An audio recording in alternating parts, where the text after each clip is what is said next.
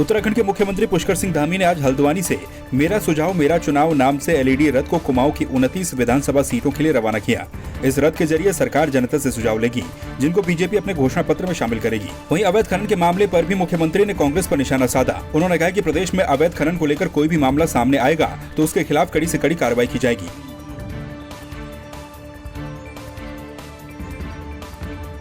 ऐसा है जिसके भी ओएसटी के वहाँ से सबसे पहले पत्र जारी हुआ है और पत्र जारी होते ही हमने उसको वहाँ से हटा दिया है। उसकी हम जांच कर रहे हैं गहनता से। और जहाँ तक अवैध खनन की बात या खनन की बात करते हैं ये 900 बिल्ली खा के जो है वो 900 चूहे खा के बिल्ली हज को चली वाला हिसाब है। ये लोग जो है हमारे ऊपर जो है आरोप लगाते हैं। प्रधानमंत्री का कार्यक्रम कहाँ हो रहा है? कोई खनन नहीं हो रहा है, बिल्कुल सिस्टमेटिक हो रहा है। कहीं पर भी आप लोगों के माध्यम से, किसी के माध्यम से एक भी कोई बात आएगी तो उस पर कार्रवाई होगी।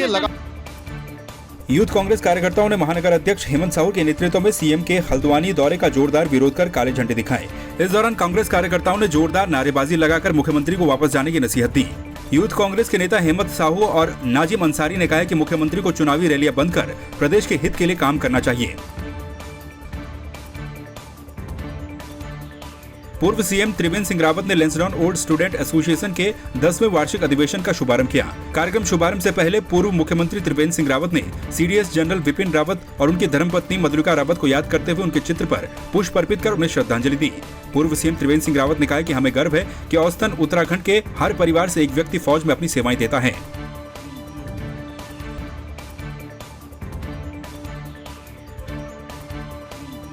देहरादून में होने वाली राहुल गांधी की रैली को ऐतिहासिक बनाने के लिए बाजपुर के सिंचाई विभाग गेस्ट हाउस में पूर्व कैबिनेट मंत्री यशपाल आर्य ने पार्टी कार्यकर्ताओं के साथ मुलाकात की।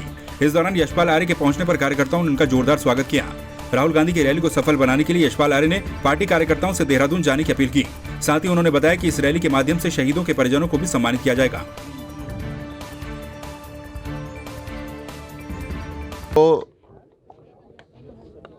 97 के वॉर में जब पाकिस्तान का विभाजन हुआ, जो उसमें शहीद हुए, जिन्होंने अपने प्राणों की आहुति दी, उन वीरों को हम नमन करना चाहेंगे, उनको श्रद्धांजलि के पुष्प देना चाहेंगे। अभी एक शहादत और हुई है, जनरल विपिन रावत जी जो हमारे बीच पे नहीं रहे, उनकी धर्मपत्नी की भी मौत हुई है, मृत्यु हुई है।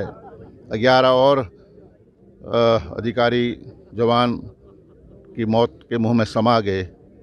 सबसे पहले हम उनको श्रद्धांजलि देना चाहेंगे। और प्रदेश कांग्रेस कमेटी ने तय किया है कि जो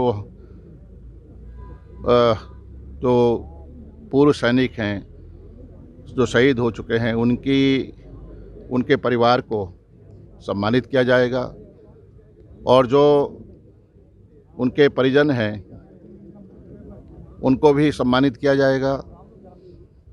ये कार्यक्रम हमारा शहीदों के सम्मान में, पूर्व सैनिकों के सम्मान में, और यह भी कहना चाहता हूँ आपके माध्यम से कि जो हमारी देश के प्रधानमंत्री जी थी स्वर्गीय श्रीमती इंदिरा गांधी जी ने के समय में, उनके प्रधानमंत्रित्व काल में ये विभाजन हुआ है, तो हम उनका भी स्मरण करेंगे।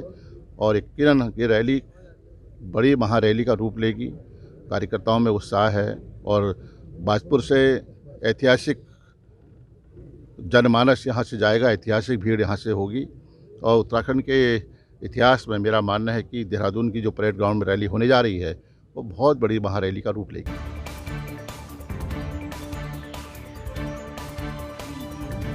दिल्ली के मुख्यमंत्री अरविंद केजरीवाल के काशीपुर दौरे को लेकर कार्यकर्ता तैयारियों में जुट गए हैं। काशीपुर के रामलीला मैदान में केजरीवाल 14 दिसंबर को विशाल जनसभा को संबोधित करेंगे। साथ ही प्रदेश में पहली बार चुनावी मैदान में उतरने के लिए ठोस रणनीति के तहत कार्यकर्ताओं से भी विशेष मुलाकात की जाएगी। आम आदमी पार्टी के प्रदेश उपाध्यक्ष और चुनाव कैंपेन कमेटी के अध्यक्ष दीपक बाली ने बताया कि इस रैली में बड़ी संख्या में लोग पहुंचेंगे।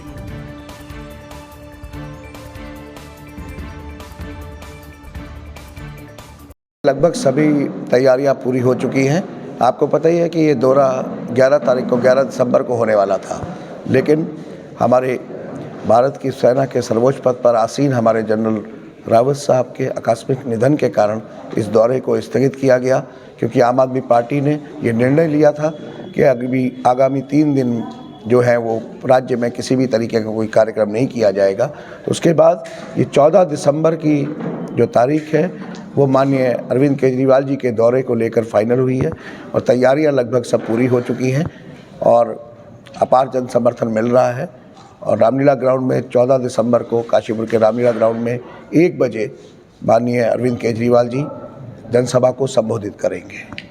मुझे ऐसा लगता है कि आज तक ऐसी जनसभा, ऐसी रैली और ऐसी जनता का इतना अपार जनसमूह शायद कभी ना हुआ हो काशीपुर में। ऋषिकेश में नगर निगम महापौर अनीता ममगाई ने वीरपुर खुर्द के निर्बल ब्लॉक में आयोजित योग चैंपियनशिप के अवसर पर बतौर मुख्य अतिथि पहुंचकर योग चैंपियनशिप का शुभारंभ किया। इस दौरान उन्होंने सेना के सर्वोच्च अधिकारी दिवंगत विपिन रावत को श्रद्धांजलि अर्पित की। अपने संबोधन में उन्होंने कहा कि हर व्यक्ति अगर अपनी दिनचर्या में योग को अपनाएगा तो बीमारी से बच सकता है। इस मौके पर योग एकेडमी के डायरेक्टर सचिन पैन्यूली, भगवती प्रसाद रतोड़ी, ममता शर्मा, अनुपम कोठारी आदि लोग मौजूद रहे।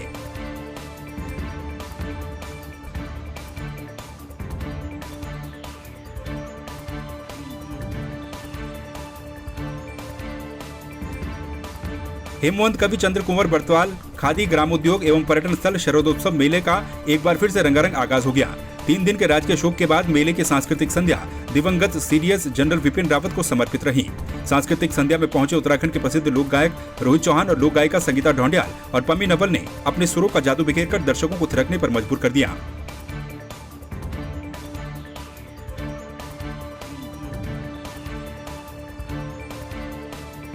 गंगोली हाट में मड़क नाली से सूरखाल पाठक तक सड़क की मांग को लेकर आमरण अनशन पर बैठे संघर्ष समिति के अध्यक्ष ललित बिष्ट और उपाध्यक्ष विक्रम बिष्ट की हालत बिगड़ने पर प्रशासन ने उन्हें जबरन आमरण अनशन स्थल से ले जाकर स्वास्थ्य केंद्र गंगोली हाट में भर्ती करवा दिया। इस दौरान ग्रामीणों ने सरकार के खिलाफ जमकर नारेबाजी और प्रदर्शन भी किया। अब गोपाल सिंह और केदार सिंह ने मांगे पूरी न होने तक आमरण अनशन जारी रखने की बात भी कही है।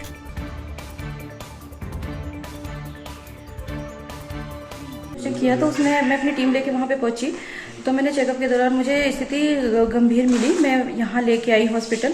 हमारे डॉक्टर साहब भी हमारे साथ हैं।